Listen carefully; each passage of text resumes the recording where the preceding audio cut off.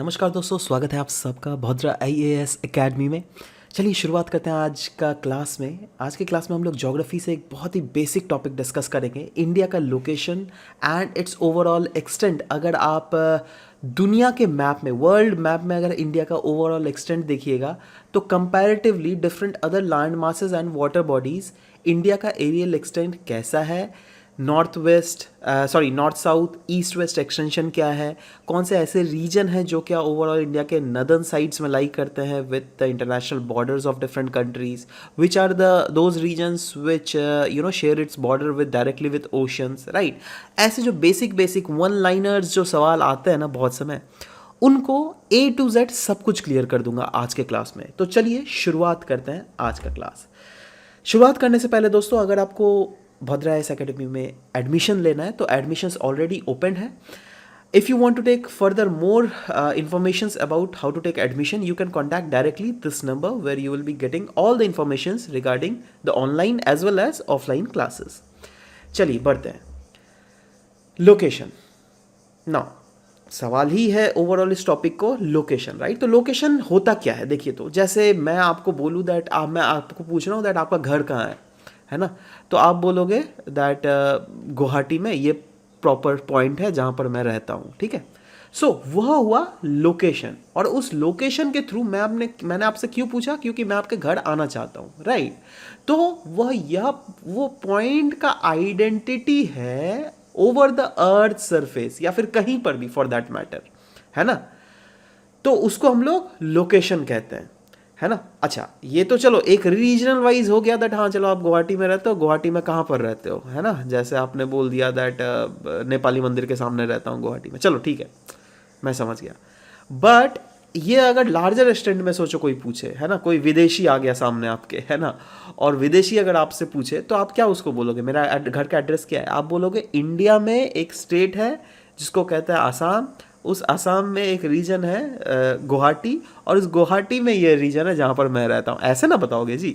But मैं अगर पूछूंगा क्या आप वैसे बताओगे, क्योंकि मुझे तो पता ही है दैट आप आसाम में ही रहते हो, आप सिर्फ डायरेक्टली वो एक्सटेंट बता दोगे, समझ रहे हो बात। तो वही चीज़ है।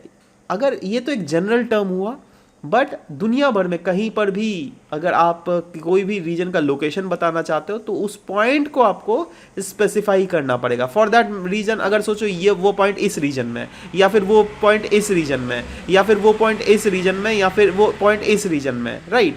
तो पर्टिकुलर लोकेशन अगर आप बता रहे हो then that will call its location. और इसी के आधार पर बहुत सारे ऐसे क्वेश्चंस भी हैं जो क्या आने वाले जो स्लाइड है ये थ्रू आउट मैं पढ़ाऊंगा आपको, ठीक है। एक क्वेश्चन देता हूं आपको, पहले आप ये काम करो, इस क्वेश्चन को सॉल्व करो और आप नीचे कमेंट सेक्शन में लिखना। जैसे आंसर खत्म, जैसे ये क्लास खत्म होगा उसमें मैं इस क्वेश्चन को भी प्रॉपरली आपके साथ डिस्कस कर लूंगा। क्वेश्चन है, कंसिडर द फॉलोइंग स्टेटमेंट। दो स्टेटमेंट्स दिए हुए हैं। पहला स्टेटमेंट दिया हुआ है, India is approximately 2.5% of the world land surface area, right, और 17% ऑफ द टोटल पॉपुलेशन। ये पहला स्टेटमेंट है। दूसरा स्टेटमेंट है, the east west extension of India is more than it's north south extension. मतलब समझे, अगर इंडिया कुछ ऐसे है, ठीक है,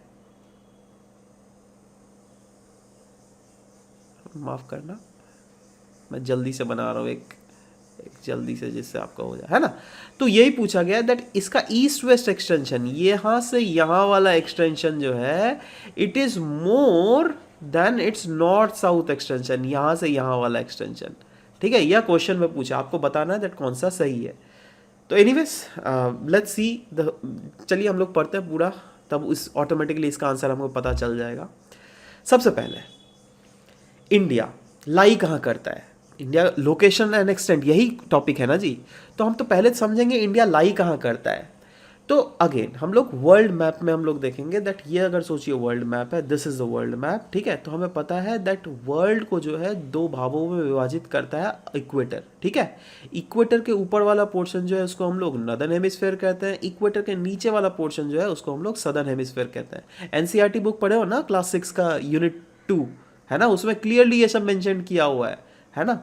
वैसे ही जो हमारा अर्थ है वो मेरिडियंस में भी बटा हुआ है, ठीक है। जैसे इक्वेटर नॉर्थ हेमिस्फीयर और साउथ हेमिस्फीयर में तोड़ता है ना, वैसे ही जो हमारा मेन जो मेरिडियन है जो कि आपका ग्रीनविच से गुजरता है ना, यूके, तो उसके इस साइड में ईस्टर्न मेरिडियन, इस साइड में हो गया वेस्टर्न मेरिडियन, ठीक है, समझ रहे हो बात। तो एनीवेज, या फिर आप उसको ईस्टर्न हेमिस्फेयर भी बोल सकते हैं, वेस्टर्न हेमिस्फेयर भी बोल सकते हैं, है ना, क्योंकि हेमिस्फेयर आधा स्फेयर, ठीक है। जैसे इक्वेटर तोड़ता था इसको नॉर्दर्न हेमिस्फेयर और सदर्न हेमिस्फेयर में, वैसे ही प्राइम मेरिडियन जो है ना, वह अर्थ को विभाजित करता है या फिर तोड़ता है into eastern hemisphere and western hemisphere, ठीक है। तो अगर मैं बोलूँ दैट, बताइए इंडिया किस रीजन में है हेमिस्फेयर के, मतलब दोनों इक्वेटर के पर्सपेक्टिव में और आपका जाके मेरिडियन के पर्सपेक्टिव में। तो इक्वेटर के पर्सपेक्टिव में अगर देखोगे तो undoubtedly this is India, right, है ना। तो आप देखो ये क्या है, ऑफ कोर्स नॉर्दर्न हेमिस्फेयर में लाई करता है यार, है ना, क्यों, क्योंकि यह इक्वेटर के ऊपर है, ठीक है। वैसे ही प्राइम मेरिडियन के पर्सपेक्टिव में अगर देखिएगा तो प्राइम मेरिडियन के इधर ईस्टर्न हो गया, ईस्टर्न हेमिस्फेयर, इधर क्या हो गया, वेस्टर्न हेमिस्फेयर। तो अब बताइए इंडिया कहाँ है, रीस्टर्न हेमिस्फेयर के तरफ, है ना। तो ओवरऑल अगर चार, ये पूरा अर्थ को, एंटिटी को डिवाइड कर दो इनटू 4 कार्डिनल रीजन्स, तो क्या हम बोल सकते हैं दैट इंडिया जो लाई करता है वो है, लाई करता है northern hemisphere and eastern hemisphere में। Absolutely that will be correct, ठीक है। तो आ जाते हैं अभी जोग्राफिकल एक्सटेंट। ओवरऑल इंडिया का अगर जोग्राफिकल एक्सटेंट देखोगे तो देखो दोस्तों, आपका जाके सदर्न हेमिस, ये जो पॉइंट है ना, यहाँ से लेकर नॉर्दर्न पॉइंट ऑफ कश्मीर, है ना, तो यहाँ पे आप clearly, Ladakh union territory to be very specific, है ना, तो वहाँ पे आप क्लियरली देख रहे हो दैट ये जो सदर्न पॉइंट लाई कर रहा है ये 8 डिग्री 4 डिग्री नॉर्थ लैटिट्यूड में लाई कर रहा है, और नदर्न पॉइंट जो ये लाई कर रहा है मेनलैंड का, इंडिया का, वो है 37 डिग्री 6 मिनट नॉर्थ लैटिट्यूड। और इसका अगर डिफरेंस ले लीजिएगा तो अराउंड 30 डिग्री आपका जाकर लैटिट्यूड का डिफरेंस है, ठीक है ना। यह क्या हो गया, नॉर्थ साउथ एक्सटेंशन। वैसे ही ये ईस्ट वेस्ट है ना, ये देखो ये ईस्ट है, यह वेस्ट है।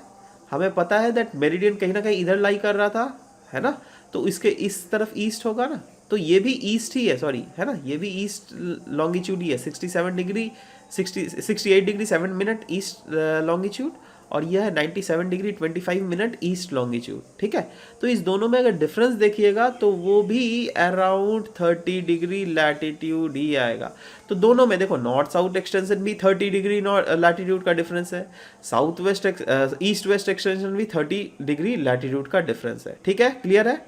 अच्छा, अब इसका लोकेशन वाइज अगर देख लोगे तो ओवरऑल देखो, यहाँ से हमारा पाकिस्तान स्टार्ट है ना, और यहाँ से बांग्लादेश स्टार्ट है, बांग्लादेश, यहाँ से म्यांमार स्टार्ट है, ठीक है।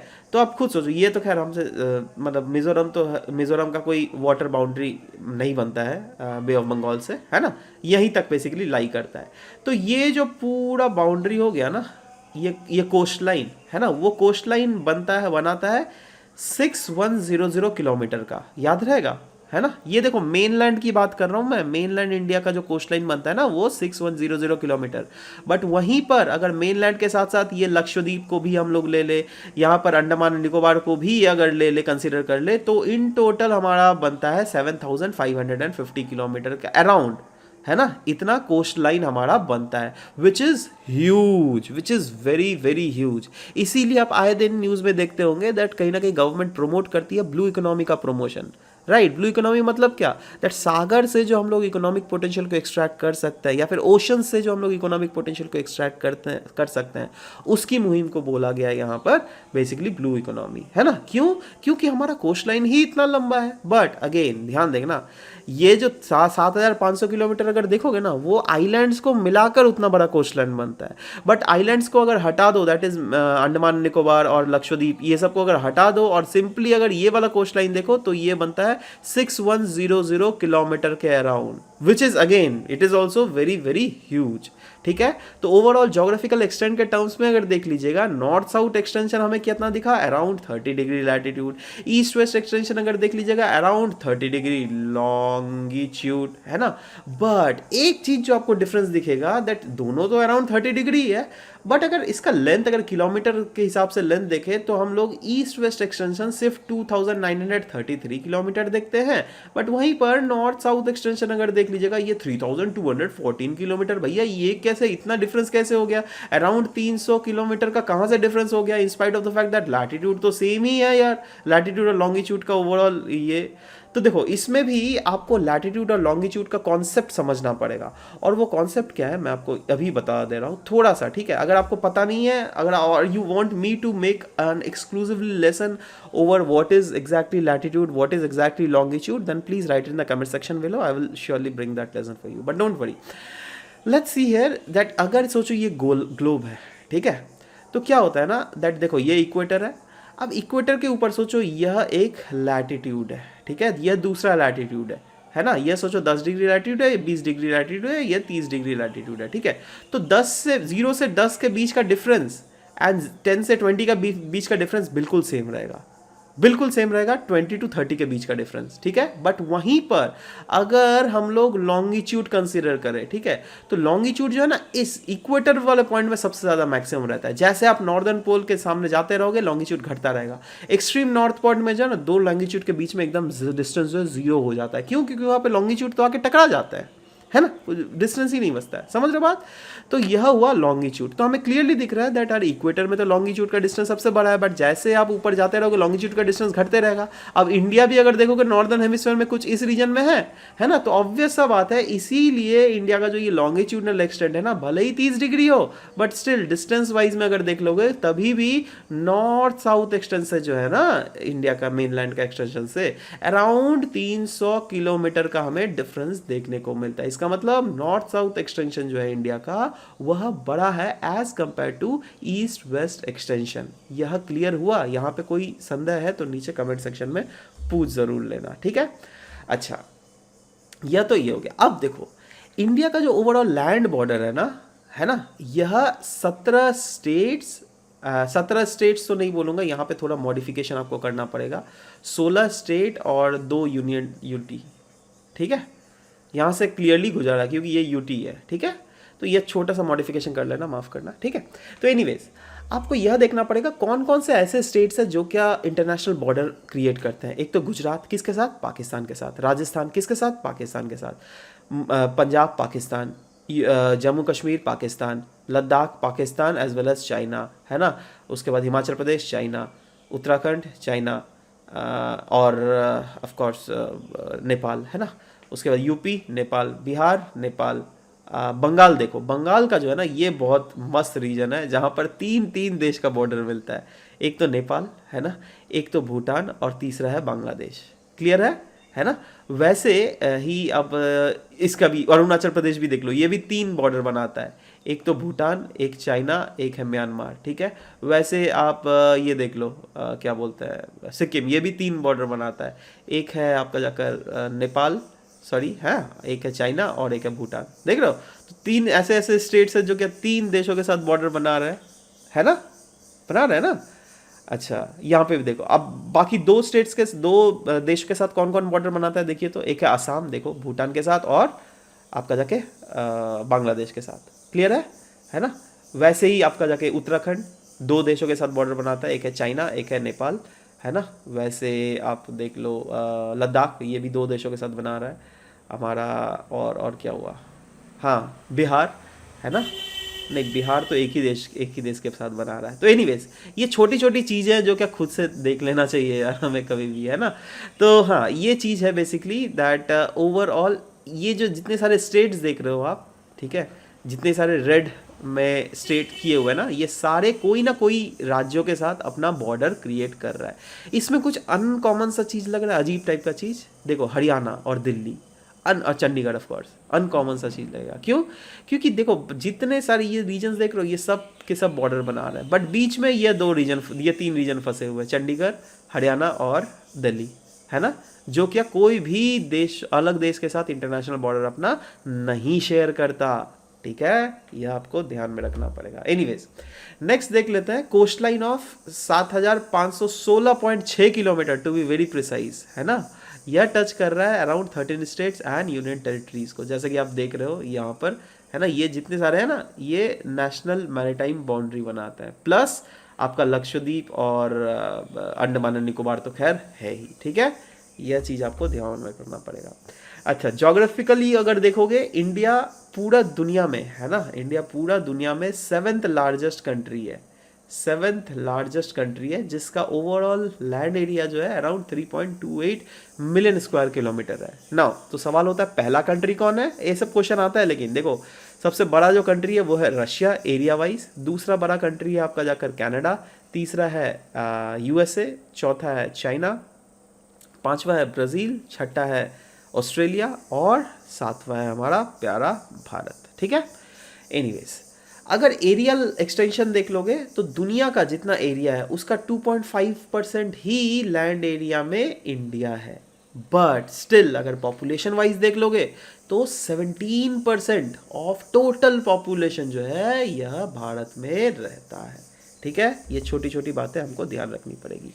ओके, अब अगर बात करें कौन सा ऐसा स्टेट है जिसका सबसे ज़्यादा बड़ा लॉन्गेस्ट कोस्ट लाइन है, ठीक है, वह है गुजरात, ठीक है, सबसे लॉन्गेस्ट कोस्ट लाइन है, ये कोस्ट लाइन का बात कर रहा हूँ मैं, ठीक है, ये ध्यान रखना। अच्छा, लार्जेस्ट स्टेट कौन है बताइए तो एरिया वाइज, वो है राजस्थान, ठीक है, याद रहेगा। सबसे छोटा स्टेट कौन है, गोवा, ठीक है, याद रहेगा ये सब। अच्छा चलो, अब जितना हम लोगों ने पूरा पढ़ा ओवरऑल इंडिया का एरियल एक्सटेंट, है ना, क्या आप उससे ये क्वेश्चन सॉल्व कर पाओगे जो मैंने पहले दिया था? जी हाँ, यही क्वेश्चन बहुत इजी था। India is approximately 2.5% of the world land surface area and 17% of total population. क्या ये सही है? एब्सोल्युटली, यही तो हम लोगों ने पढ़ा। अब यहाँ पर दिया हुआ east west extension, that is अगर इसको इंडिया हम लोग मान ले तो यहाँ पे बोला जा रहा है ईस्ट वेस्ट एक्सटेंशन जो है यह ज़्यादा बड़ा है as compare to north south extension. नहीं नहीं, ये तो उल्टा है ना, है ना, वही लॉन्गिट्यूड के रिलेटेड जो मैंने कॉन्सेप्ट दिया था आपको, उसके कारण जो है east west extension north south extension से रिस्पेक्टिवली कम होता है, ना कि बड़ा होता है। तो ये अगर वाइस वर्सा होता, दैट इज नॉर्थ साउथ इधर आ जाता, ईस्ट वेस्ट इधर आ जाता, तब तो ये सही होता, बट अभी यह गलत है फेस वैल्यू में, ठीक है। इसलिए the very correct answer is 1 only, ठीक है। So this was all about the discussion that we had for this very class of today. Will be meeting in next session with a new concept. अगर आपके पास भी ऐसा कौन सा concept है which you want us to deliver through this YouTube platform absolutely free of cost, right, so you can write it in the comment section below. We will surely bringing the answer the solution to that, of course, right. और till then अगर आपको admissions लेना है तो जैसे कि मैंने पहले ही बोला, admissions lines are already open, you can directly contact to this number to take admission. चलिए मिलते हैं नेक्स्ट क्लास में, बाय बाय, टेक केयर।